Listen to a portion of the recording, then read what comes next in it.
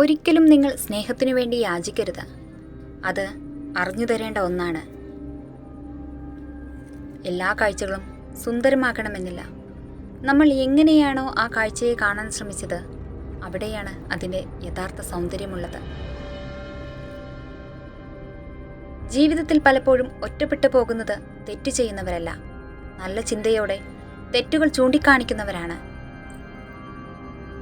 അകന്നുപോയ ബന്ധങ്ങളെ ഒരിക്കലും അടുപ്പിക്കാൻ ശ്രമിക്കരുത്. ആ ബന്ധങ്ങൾക്ക് പഴയ പോലെയുള്ള അടുപ്പവും സ്നേഹവും ആത്മാർത്ഥതയും ഉണ്ടാകണമെന്നില്ല.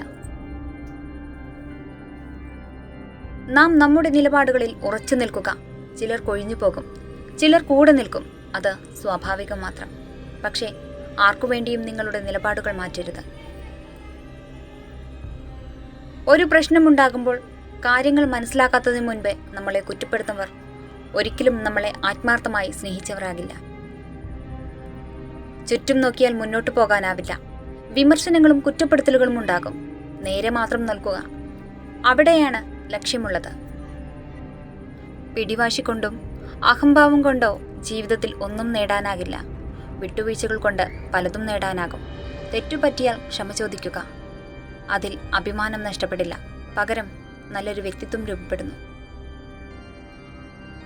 ഓരോ വ്യക്തിയും നിങ്ങളോട് പെരുമാറുന്ന രീതിയിൽ ഓരോ സന്ദേശങ്ങളുണ്ട്. അത് മനസ്സിലാക്കാൻ ഒരുപാട് സമയമെടുക്കരുതെന്ന് മാത്രം.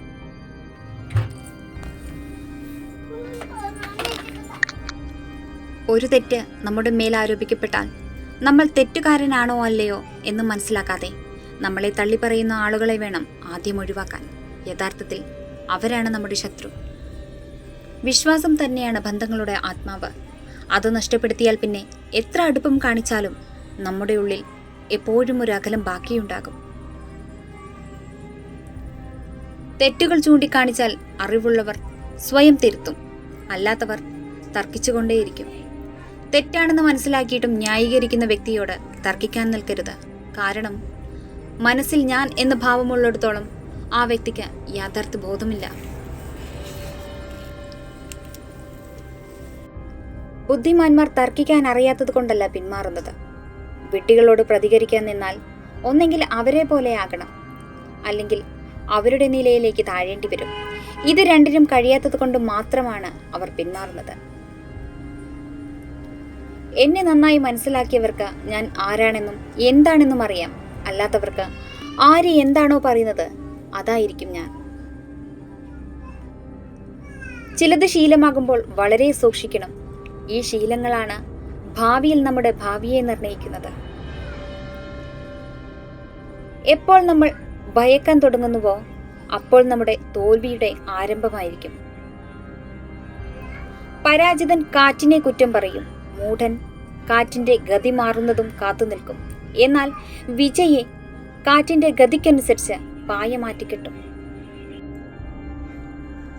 ധാരാളം പ്രതികൂല ചിന്തകൾ നമുക്കുണ്ടായേക്കാം. അവയെ മനസ്സിൽ വേരുപിടിക്കാതെ മാറ്റാൻ ശീലിക്കുക. മറ്റുള്ളവരുടെ തെറ്റും മനസ്സിനേറ്റ മുറിവുകളും വെറുപ്പും പ്രതികാരവുമൊക്കെ ചിന്തിച്ചിരുന്നാൽ ഭംഗിയായി ജീവിതം മുന്നോട്ട് നയിക്കാൻ കഴിയില്ല.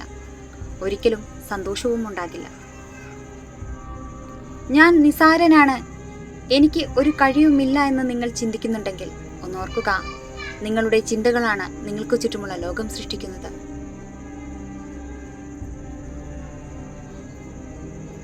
സ്നേഹം ഒരിക്കലും ചോദിച്ചു വാങ്ങുന്നതിലൂടെ ലഭിക്കുന്നില്ല.